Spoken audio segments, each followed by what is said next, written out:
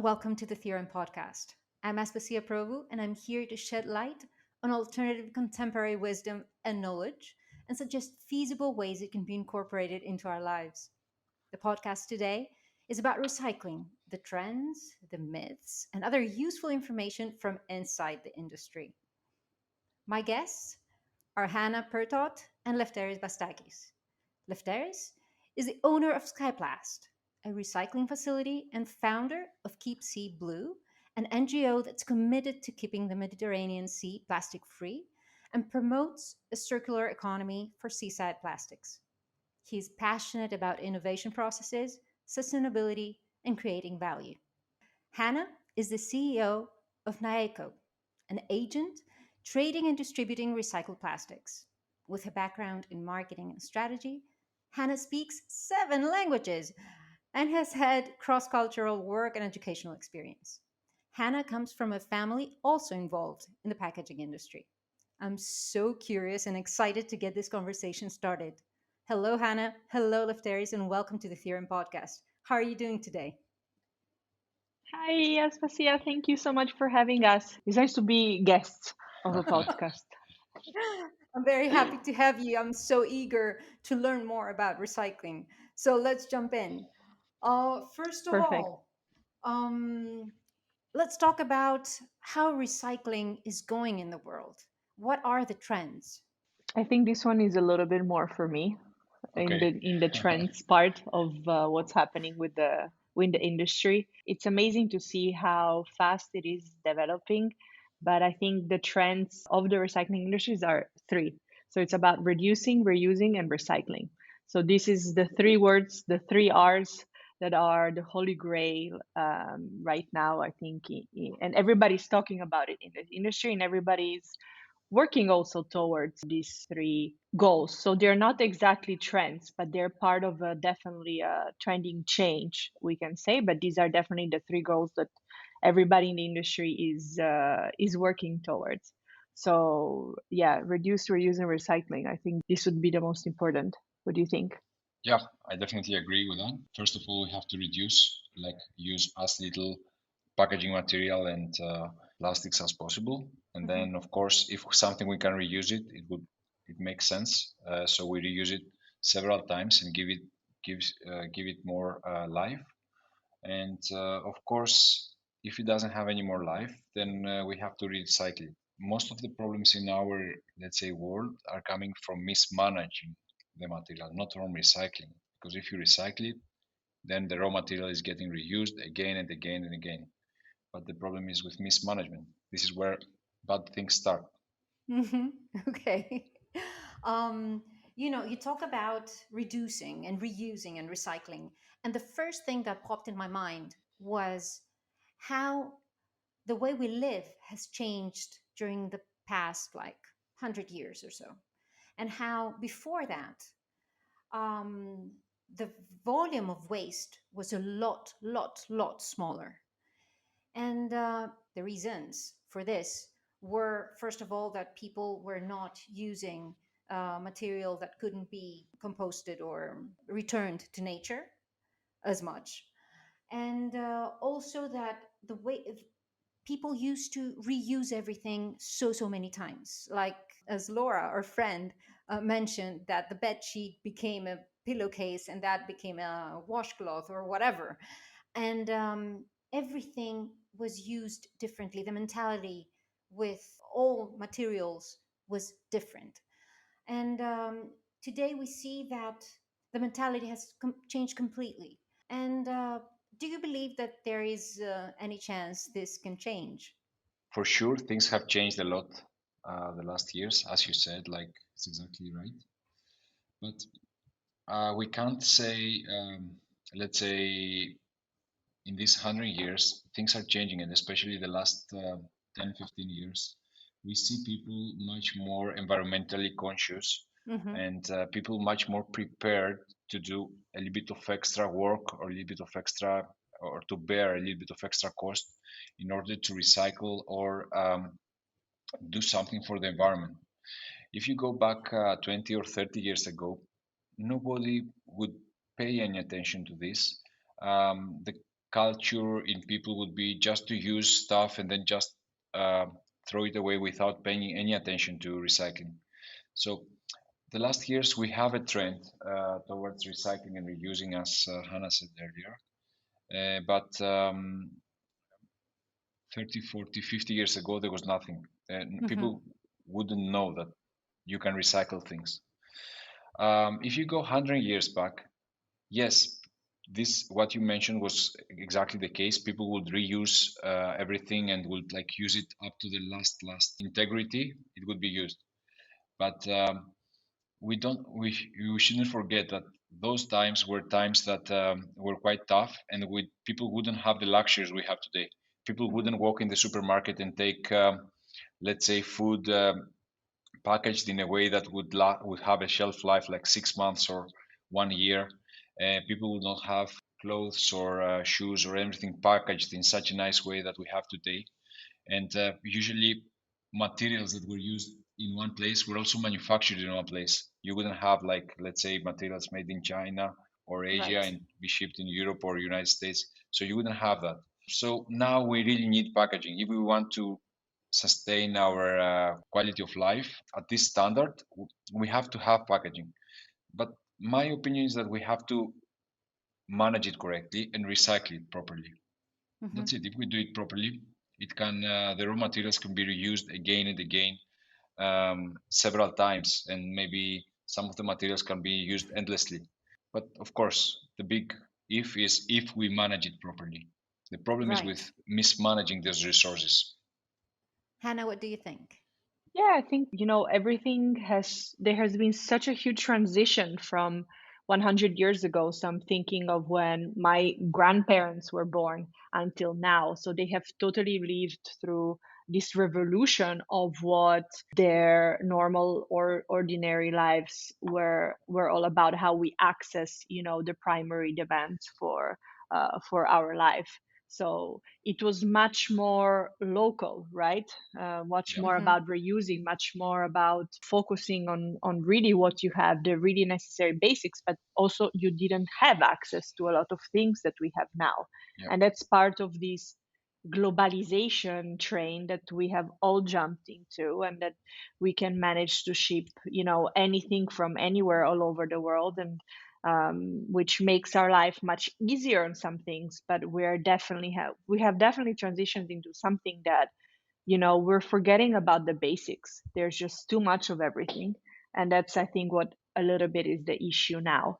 But what I'm seeing, let's say, my view is that, especially because of the pandemic and everything that has been going on throughout the past 3 years, we have become a little bit less globalized, but a little bit more focused on local. So kind Mm-hmm. of like a glocal.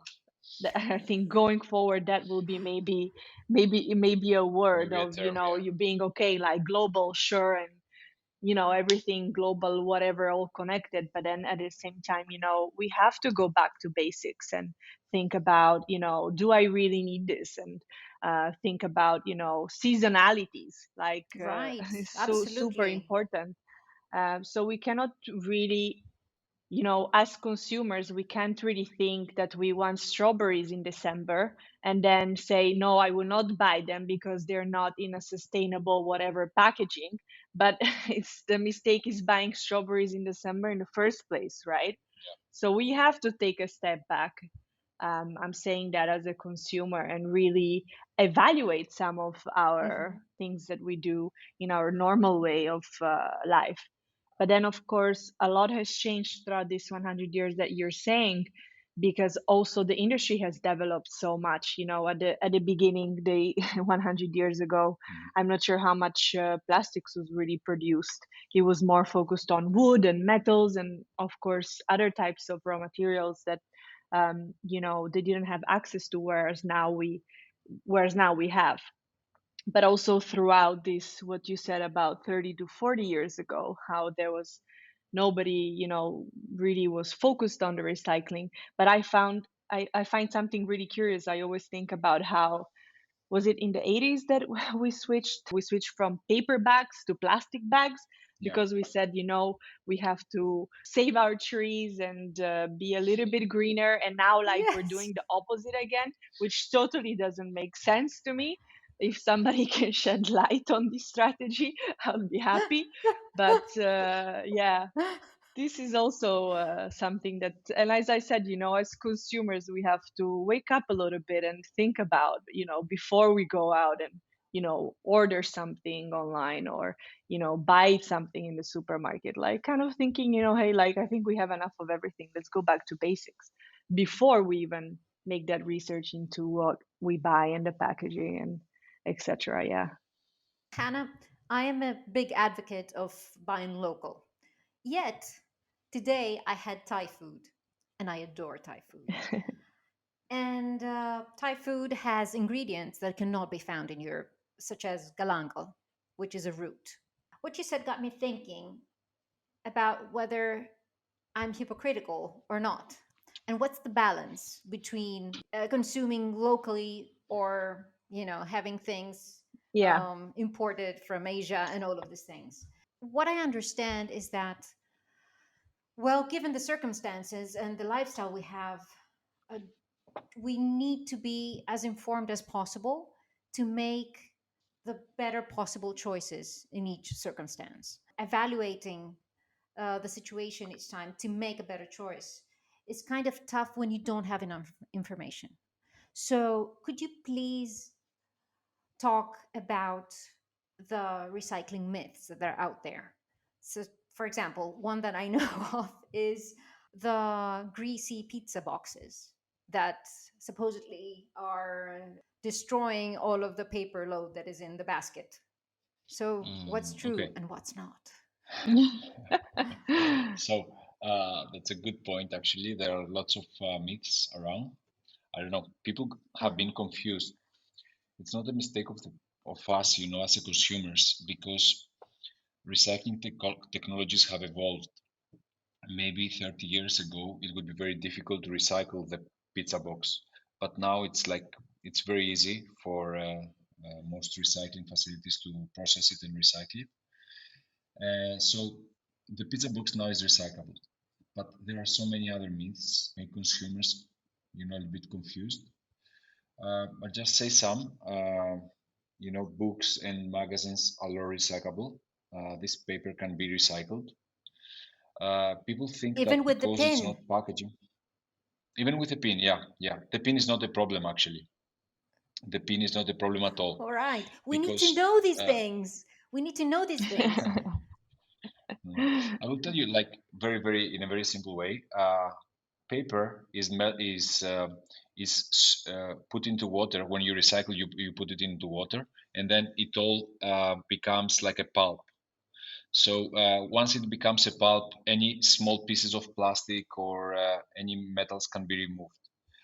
Of course, too much plastic will be like difficult to remove, but if it's like a tiny bit, it's not a problem. So papers to do with paper can be easily recycled.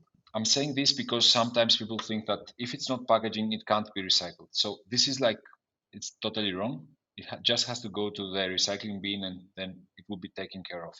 So you just mentioned items that are not packaging that could be recycled. Could you please give some Yeah. examples? Could it be like plastic chairs? Could it be toys? Could it be other things? Could you give examples, please? Yeah, all these things can be recycled. Toys, chairs, maybe pots, buckets, like Crates. crates, also mobile phones actually can all be recycled. How about broken Now, glass? broken glass, it can be recycled. All types of glass, like from a house, from a car, anything. So it can be all recycled. Um, it just has to end up to the recycling bin. Of course, sometimes there are different streams. So let's say a mobile phone should not go on the recycling bin for, let's say, packaging, but it should be on the electronics bin because electronics are recycled with a different process, but it's definitely recyclable, like screens, TVs, computers, printers, all this stuff is all recyclable. It just has to go to a place where they take electronic waste, such as like a shop that sells electronic waste nowadays. How about mixed materials? Items that contain both paper and plastic, or both glass and plastic, or and so on and so forth. Okay, that's a little bit tricky, but it's a good point to discuss. Some things, when they are like very commingled, it can't be recycled. A good example is a paper cup. A paper cup nowadays, in order to be able to hold the liquid, it has inside a small layer of a thin layer of plastic. So actually, it's not just a paper cup; it's a paper cup with a plastic layer inside. So this stuff is very difficult to recycle because the ratio of plastic and paper is like too commingled. It's not, let's say, a tiny percentage of plastic versus a bigger percentage of paper. So this is a challenge. The same goes with paper straws. The paper straws have inside a layer of glue, plastic glue, that holds the paper straw together, and of course holds it not to disintegrate while into the liquid. So the paper straw and the paper cup are not really recyclable. Nobody wants to have them. Neither the plastics recycler, neither the paper recycler. It's a So big headache for you it's a guys. balance, yeah. So we don't like paper cups. Plastic cups, though, although they are not very popular at the moment, they're easily recyclable. So it's like it's funny, but this is the technical truth, like it can't be recycled. People tend to throw away single use plastics like plastic forks, plastic cups, and all of those things because they believe that since they have been, I don't know, wet once with some kind of drink or food, they cannot be recycled. Is this true? No, it's definitely not true. All this stuff is recyclable. The technology is there. The plastics recyclers love them to deal with this stuff. Yeah. Actually, because if something is dirty, let's say that it has been used, doesn't mean like it can be recycled. Actually, this, for example, when you finish a yogurt pot, right? Like you would like wash it or something and then like put it in the recycling to think like, oh, it has to be clean in order to be recycled. No, this stuff gets washed anyways, multiple and multiple of times when it gets to the recycling stage. So it doesn't, we can just save some water and like not do Yeah, these things. So it doesn't matter. What Wow. it matters that actually people understand is that when you finish with something, when you finish using it, it's not trash, but it's actually something of value that of course can be recycled. The problem is with the examples that Lefteris said about these cups, the paper cups especially, is the multi-layer. So if you have something that in packaging, if you have something that is single layered, that is used with just one single material, so it's like going back to basic, very simple things you can easily recycle. And yeah, that's what also the industry is working towards, redesigning as well. So maybe we can add a fourth R to the reduce, reuse, and recycle. It's about redesigning. That's what's happening now a lot. I don't know if Right. you've seen in the supermarket like Sprite or Fanta bottles, they're no longer green and orange, so they're clear. So that's because of recycling. That's about the designing of for recycling, making it easy for, these guys yeah, to be able to recycle, but at the same time making it easy also to for this material to go back in the loop.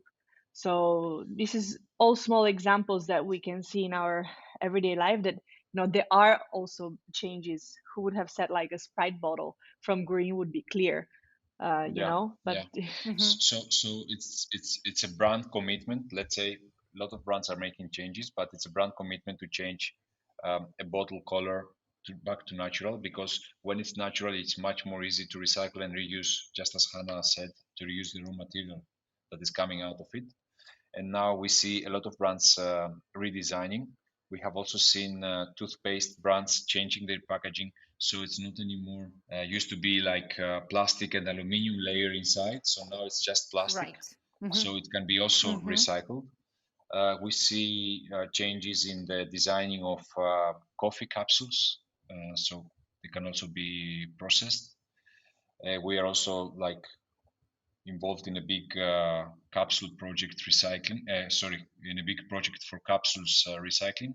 So Mm-hmm. we see a lot of work being done by brands towards redesigning and recycling. So brands now are trying to help the recyclers to do their work easier and to make it more possible to recycle more and more. This couldn't be said 10 or 15 years ago. It's a trend. It's a trend that Mm-hmm. is now like happening. 10 or 15 years ago, I think brands didn't have didn't feel the responsibility about their own packaging. So they would produce products with packaging, but they couldn't really pay any attention to what happens to this packaging after it's been used. So I'm very happy to see that brands are also like joining us into trying to solve the problem of waste and mismanagement of waste. And I'm I'm very optimistic. I see things changing quite fast actually, and I really hope this trend continues. Yes, sounds optimistic. Yet at the same time, I observe how some companies are creating impressions to the consumers. For example, what we just said about the paper cups that contain a thin plastic layer, and like the Tetra Pak boxes that are marketed as something very environmentally great. As far as I know, it's not.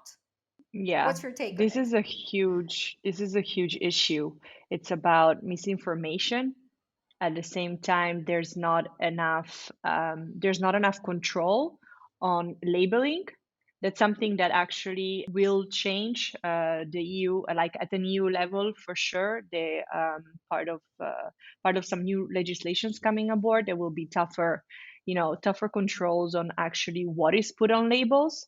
But yeah, to say that the Tetra Pak is eco-friendly or easily recyclable, it's totally a myth, and also a terrible one, including, I don't know what's worse. I don't know if you have a preference, like Tetra Pak or this biodegradable compostable material. It's like, Mm. like one is worse than the other, yet people think that they're actually making a sustainable choice, but that's totally not the case. So on one hand, Tetra Pak, because it's a multi-layer material, it's very, very difficult to recycle. I don't think that's being done at the same time at the moment. And on the other hand, what I said about compostable and biodegradable materials, packaging with this type of materials, these are not possible to recycle there, and they're actually polluting the current recycling streams, making your guys like recycling for recyclers the lives a little bit harder. Are you That's a good referring to point the actually. biodegradable plastic bags? Yes, bags and all types of, takeaway packaging. Now, if you order food, for example, home or whatever, you have this extra little tax or fee for this eco-friendly packaging that is often made of compostable or biodegradable material, but that's not being recycled, and it's actually polluting the current recycling streams. It's So very hard to recycle this type of product. let me explain why. I'll just give you a small example. So the consumer sometimes doesn't recognize what is biocompostable or what is not. So a lot of time it's very common that biocompostable material ends up into the recycling bins instead of let's say in the garden or somewhere to be composted. So once it enters the recycling stream, I'll just use bags as an example, which is common to see in the supermarkets, biocompostable bags. So once these bags enter the stream, they can't be recognized by the equipment, the recyclers or the sorting equipment. So what we have is we have, let's say, a stream with normal plastic, and then we have a small percentage of this biocompostable material. And when all of these things are mixed, then all of it is completely destroyed. So even the plastic that could be saved, it's destroyed, because once it's mixed with the biocompostable, then all of it is useless, because once you produce something, then it all starts to degrade. So it's like it's a big disaster. Yeah. I think the biocompostable material is the biggest menace we have at the moment, and it's also like something that's confusing people. Like, like Yeah. people think it's a good thing, but But just it's not true what you said about being able to decompose it in your back garden. Like, this is very this is complex what's material. supposed to be doing, but But it's not. It's like basically the truth about this myth is that something that is now treated as compostable, biodegradable, means that, first of all, in order to be composted or degraded into these molecules, it means that it needs to be separated, has its own stream that then can be collected and can be taken to an industry size setting, like not in your back garden. It would Oh, not degrade. it doesn't So degrade. oh, Yeah, it's like it needs to have a specific industry setting, a specific temperature and specific time in order for this material to actually to decompose. decompose completely. Yeah, So it's very complex. It's not like, you would take it and throw it in the garden and think it will decompose. No, totally not. It will not happen, because this type of packaging needs like a specific amount of, as I said, a specific setting, and that specific variables in order for it to decompose. So and that's a really big problem, because we think that, okay, maybe let's take something that is compostable and then they just kind of like throw it, which is totally wrong as idea, but let's take that, and it's not working that way. So yeah, it's very complex. wow. It's like the industry. Not it's like. It is the industry telling us what we want to hear in order to consume. Wow, what a trap.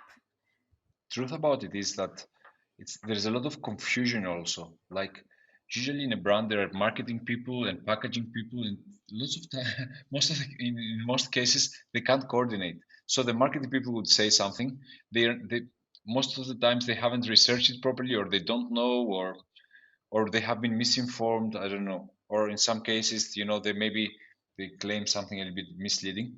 The fact is that consumers are bombarded with information, and not all of it is accurate or exactly true, or I don't know. There's a lot of misinformation out there, but as a consumer, it's also your responsibility to go and, do the things that we taught if, at university, like check your sources. I mean, who is saying this? Be a little bit more of a critical thinker and say, okay, just because my grandma said that that you cannot recycle it, now it's a little bit different. I mean, like, you always have to take it with a pinch of salt.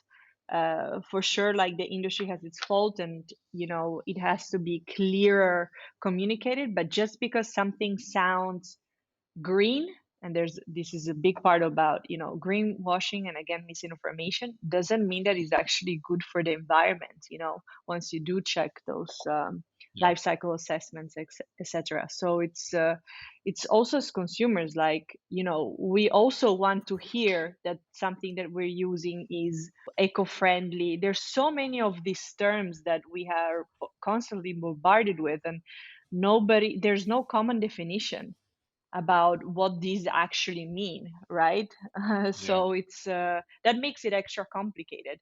But again, as a consumer, we also have to be responsible and ask the right questions, or check what it means, or who is saying that, or, okay, What are the motives? yeah, research a little bit.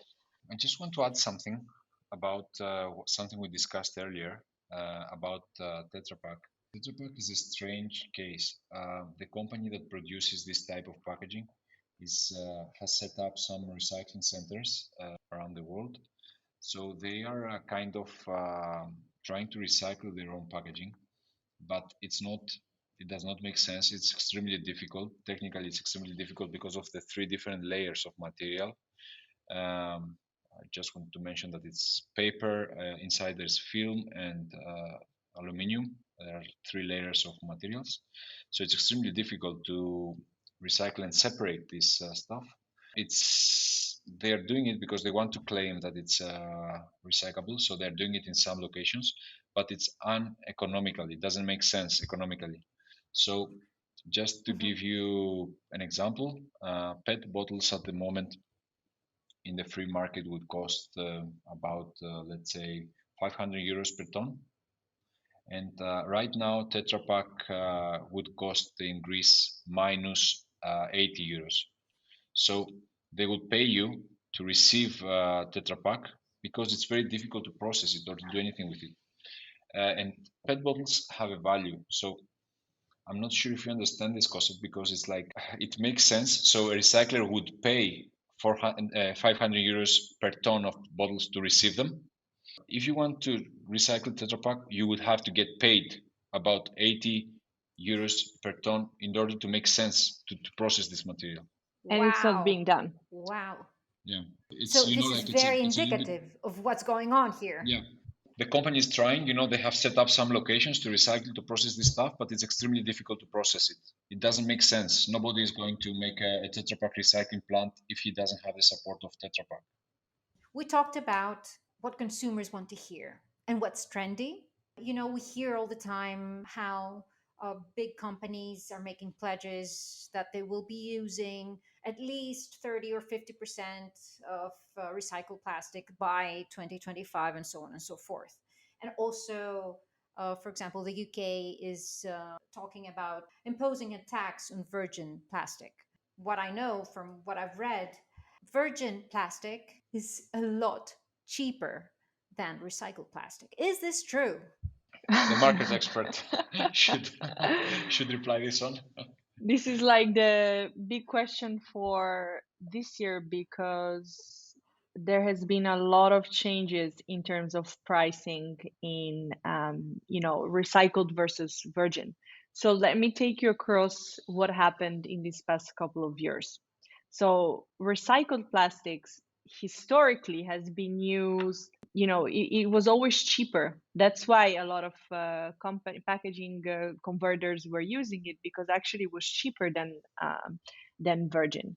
Now with all these new pledges and trends and legislations, that has kind of shifted. So there became a time that they were equal, and now, as you said correctly, Aspasia, yes, like recycled is more expensive than virgin plastic. So this is something that is definitely changing. I don't know how it will change further. Of course, some of these taxes that maybe specific countries that may put on virgin plastic can change that. It has to be somewhere, I think, equivalent in order Yeah. to survive, because at the end of the day, for business to make sense, it has to be sustainable as a from business point of view. So if you it's all good that you have done all these pledges and stuff, but if the price of the material is 3 times more expensive than virgin, you're like, hey, okay, are we prepared to pay that price, as not only as a brand but also as a consumer, Yeah. to pay that cost? There's a very, very big difference. Yeah. So at the moment, there is recycled plastic. It is more expensive than virgin, but these are commodities. They're changing all the time. I mean, pricing goes is so dynamic. Sometimes price of virgin material changes on a daily basis, actually on an hourly basis. Recycled plastic is generally changing on a weekly, more of a monthly basis. So it's a Yeah. little bit more less dynamic, a little bit more static. Yeah, it's very fascinating how it has changed, and where we're going towards to. Hmm. I want to add So, something. I think the pricing is also affected by the commitments of lots of brands, not just the legislation, because we see a lot of brands committing into using more recycling content into their products, whether it's packaging or other stuff. We also see that now in clothing. The price is also related to these commitments. We, as recyclers, we're happy to see brands committing to use more and more recycled, but we have to be careful. I think the brands have to be careful because the maths at the moment don't really make sense. There is not enough recycled material to cover all these commitments that are going to come in a couple of years' time. Yeah. 2025. So the maths, I don't think the maths will make sense because there's not enough recycled material to cover all these commitments. I hope more recycling capacity will come on board, or maybe some brands will understand, that they have to, let's say, to make more reasonable commitments, or like There has to be a balance. there has to be a balance. There has to be a balance, and what we're seeing now is definitely, wow, we want 100% recycled, everything, and we want to do 100% recycled everything. But the reality is that we're not there yet. We still need, Mm-hmm. virgin plastics to be in that stream, to to be able to be turned into products and then be recycled. We're definitely not there in terms of, yes, recycling facilities. I mean, we're working towards that direction. A lot of investment is being done all over the world, but at the same time, we can't forget the complementary things that are to that, which is, the collection sites, the collection targets. That, of course, that has to be done as well, and also what we want as consumers. But you know. Uh, of course, recycled plastics is fantastic, but we still need to be aware that we do very much need virgin plastics. And as if they're recyclable, if you can make recyclable products, like, why not use them? We see this trend, we see more and more content, but we have to balance it.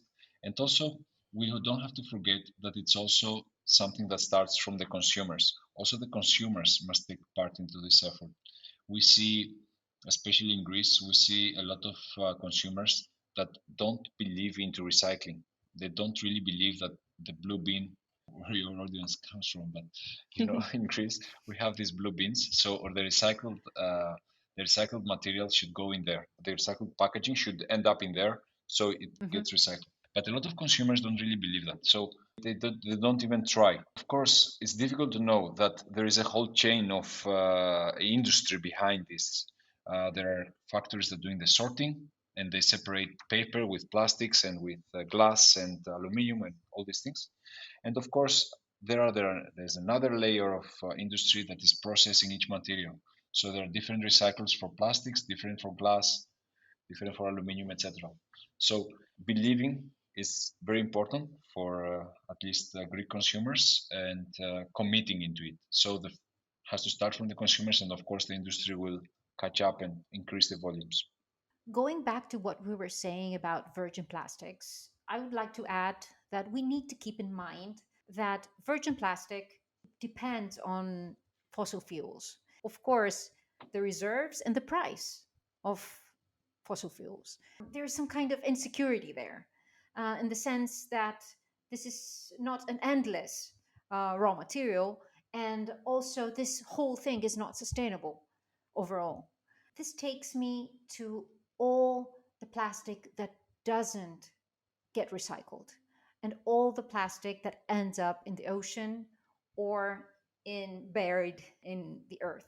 I have some statistics here about, at the moment, roughly 11 million tons of plastic flows into the ocean each year, and this number is expected to almost double by 2040. Oh my god. So this is the problem of mismanagement. Packaging is useful when you buy a product from the supermarket, or like any product. So you buy a product and you use it. So it has a use to carry this specific product. Now, if you don't manage it properly and recycle it, have the infrastructure, and of course, let me say, education to the consumer how to recycle it and how to treat it, then yes, it's a problem. As a person from the industry, I can say that it's very difficult to know these numbers. It's very difficult to measure the problem. We because we also do some activities, and we're also trying to reduce the problem, at least in the Mediterranean Sea. So we know that it's very difficult to measure it, because you're always surprised with mismanagement situations and problems that nobody knows about them. So I'm not sure if the number is right, but of course there is a big problem. From my experience and understanding of this issue, we think I think the biggest problem is coming from very poor countries that are actually used into dumping their waste into the rivers, and then of course the rivers carry the plastics and waste into the sea. Crazy places like Nigeria, they even empty the waste trucks into the river, so the river just takes the waste into the sea. It's difficult to know what is happening in all these crazy countries where there's not a system to manage waste. I don't know if we can easily put a number. We can definitely agree that the problem is enormous.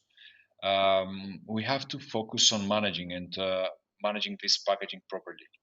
I don't think it makes sense to say we have to take packaging out. I mean, we can't enjoy the life we live now as consumers without this kind of sophisticated packaging. And I just want to add something into it. A typical water bottle weighs about a typical plastic water bottle weighs about 25 grams, maybe 30 grams of Hmm. PET. A glass bottle could be like 200 or 300 grams of glass. So you can't easily say that we have to take all plastic out and use glass instead. Glass consumes much more energy to produce it, to transport it, and of course to recycle it. So it's a nice material, but I don't think it makes sense, and it's also feasible to replace plastic. What I really believe into is to managing the packaging properly and recycling it, giving it another life and another life. This is my opinion. Of course, like there are lots of voices, but as a recycler, this is what I believe. You founded Keep Sea Blue. Why did you do that, and what is it all about? Gypsy Blue is about helping the different links of collectors, recyclers, packaging industry connect. So what I wanted to do is make sure that on some remote areas, let's say the waste management system doesn't work or doesn't work properly, to make sure that these plastics from these areas are properly processed and recycled. It actually comes from what we were discussing before. So, about how there's a big mismanagement of waste, and of course, with that, all different types of raw materials, including plastic, that goes into the ocean, that ends up in the sea. So we do see that in less economically developed countries, in some that Lefteris has mentioned, but we do see that there is also a problem in our home in Europe, in some more economically developed countries in theory, but in practice there is still plastic that is mismanaged in coastal areas. So that's what Keep Sea Blue is about doing something that is local, making sure that our sea, our Mediterranean Sea, is being kept clean as much as possible, and making sure that this material connects in the industry and is being part of their circular economy, so being reused, that link that Lefteris was saying. So it was again something about doing something good more locally, where we have a direct impact. Because what happens thousands kilometers, somewhere in Asia, it's very difficult to for To some influence, yeah, to do to something about. influence. So for Greek recyclers to do something about it.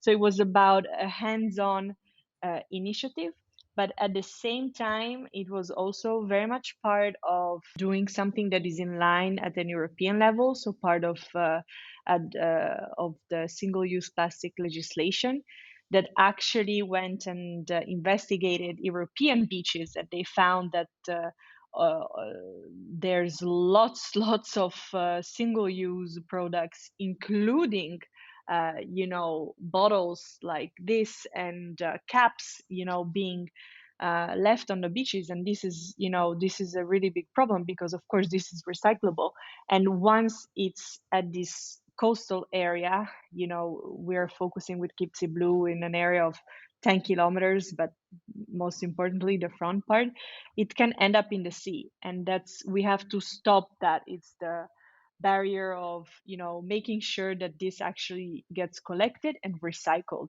So that's what Keep Sea Blue is about. Is about, making sure that this mismanaged plastic does get collected and does get recycled in areas that are at risk of course, of the plastic entering in the sea, by anything, by wind, by floods, by whatever. But of course, the problem is why we find these products on our beautiful Mediterranean beaches in the first place, right? They shouldn't be there. I mean, that Mhm. shouldn't be there, but we are also aware that this is happening. So it's something that, Keep Sea Blue is very active to change this. And how is this being done? How is Keep Sea So, Blue doing what it does? so Gypsy Blue, as Hannah said, is focusing on remote areas that are near the beach, Hmm. near the sea, sorry, near the sea. And actually, we're focusing there because this is where we believe the problem is starting. There's also a relevant study about this that says that the biggest uh, pollution in the sea is coming 50 kilometers from the shore. So if you go like the highest risk area is like 50 kilometers from the sea. We decided not to focus so deep, so we're focusing only 10 kilometers from the sea inland, and we're trying to make sure that the plastics don't end up into the sea. We work with remote Hmm. areas that are not well connected with the mainland, in Greece, Cyprus, and Malta mostly. Also, our plan is to work with other countries in the Mediterranean as well. So we work and we try to make sure that the plastics in these areas are properly collected and recycled. What we have done is we have established an innovative way to track of our work. We do it with blockchain technology. And what we do actually is Hmm. when somebody collects some waste in a in an island, they will register it in our blockchain platform, and then these materials will be sent to a recycler. So the recycler, of course, makes one more entry into the blockchain that he received the material, and once he recycles it, then he will also enter it into the system and ship it to a packaging company, and then the packaging company will produce packaging. So eventually, when the material will be reused again, the consumer can easily know where this is coming from, where it was recycled, where it was collected. So it's a very nice way to involve the consumers, and we Hmm. have done that, and we're trying to do different things at Kipsablut. One is to connect all the links of the chain. Another is to make consumers more aware of what's happening and where plastics are coming from, and of course, involve them into this effort as much as possible. So it's good that the consumers know what is happening. Is the initiator of this chain the local authorities? So it can be local authorities, it can be companies, it can be like small organizations or volunteers. It can be anybody. It can also be you. Oh, wow. Anybody can be part of what we do. We have seen a lot of interest in our activities. We did a pilot collaboration with an island the last summer, and we're planning to do much more in the coming season. But anyway, we're trying in this direction. We're trying to reduce the problem in our neighborhood, as Hannah said. We don't believe it's easy to influence what's happening in Africa or in Asia. There's a big problem there, but it's not easy for us to influence it and to fix it. Like we want to be realistic, and we also want to be doing things that have an impact. Lefteris, is there any kind of incentive for anybody to initiate this chain? That's a good question. There is no monetary incentive, not a real one. I mean, not one that would make a big difference. Still, the materials are paid and bought. So if somebody collects materials, plastics, it's still bought. But the thing is that in some cases, the price or the location wouldn't make sense to transport it or to deal with it. So this is what we're actually solving. It's not so much of paying the collector. It's mostly of giving a solution to the collector Right. who might not have one. We don't really focus on areas that the system already works and it's already established. We're mostly interested in places where there's no facilities or no infrastructure or no sorting stations. So we're mostly interested in these areas. So at risk areas that these plastics can and materials can be mismanaged and thus like end up in the sea, because once it gets into the sea, it's too late. So it's about being part of Keep Sea Blue is very much about being part of the solution as well, trying to create this better system to making sure that they don't end up in our sea.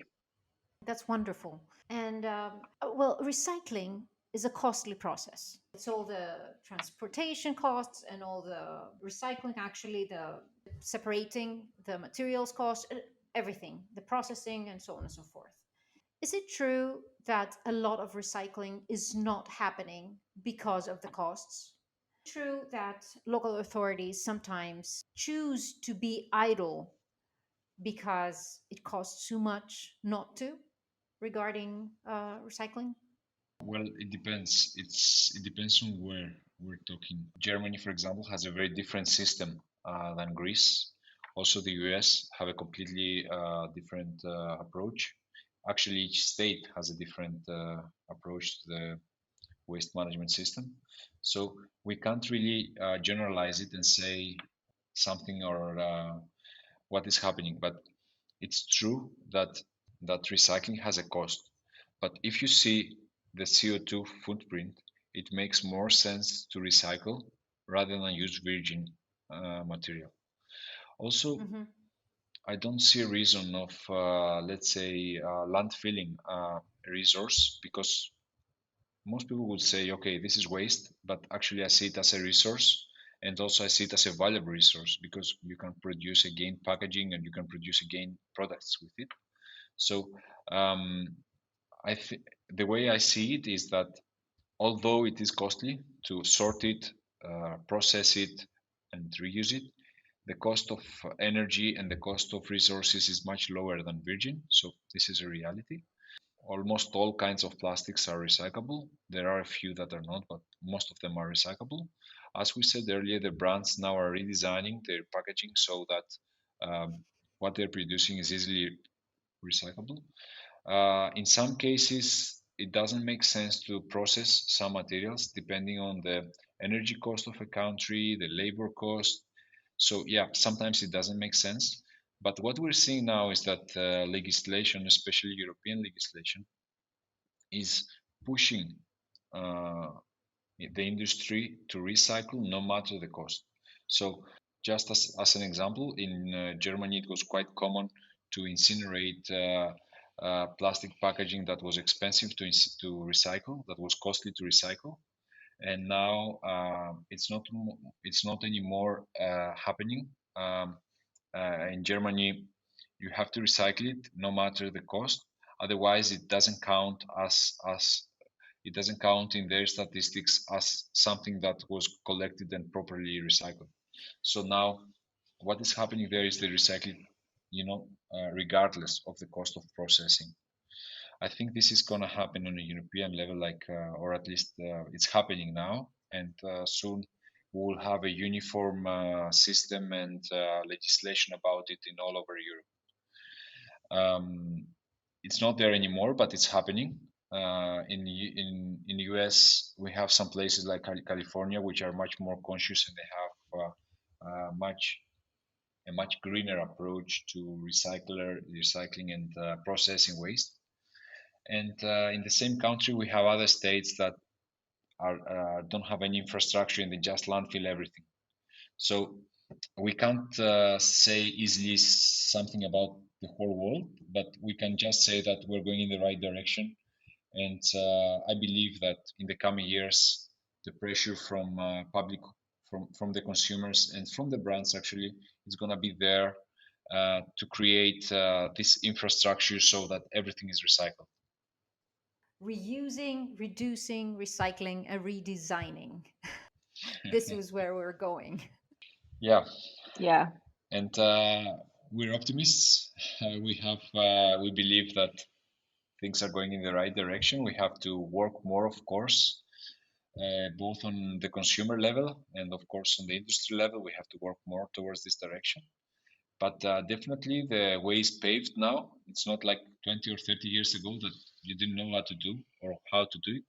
But now there is a way to do things. There is technology. The technology is improving fast, and we believe that the coming years will be more and more recycling, and it's a good thing. Great, great. Well, Hana Lefteris, thank you very, very much for busting all these myths. Thank you for all the information, and thank you for the optimism. No worries. Thank you very much for having us. We really enjoyed it, and anytime you need some meat busting, like please let us know. Will do. Thank you very much. Thank you for listening to the Theorem podcast. Connect with me on social media at Aspasia Provou and at theorem.podcast and share your thoughts. You may support us on Patreon. Visit the website aspasiaprovou.com/theorem for more. Ta λέμε σύντομα. Meaning talk to you soon in Greek. Aspasia's Theorem podcast does not provide advice, medical or any other kind. It just presents the opinions of its host and guests. If you have any specific problems, please visit your physician or a medical expert for help. Anything said should not be taken as a replacement for medical, clinical, or professional advice, diagnosis, or medical intervention.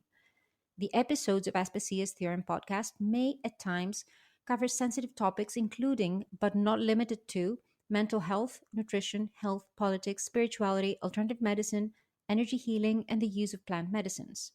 You're advised to refrain from continuing if you are adversely impacted by any of these topics.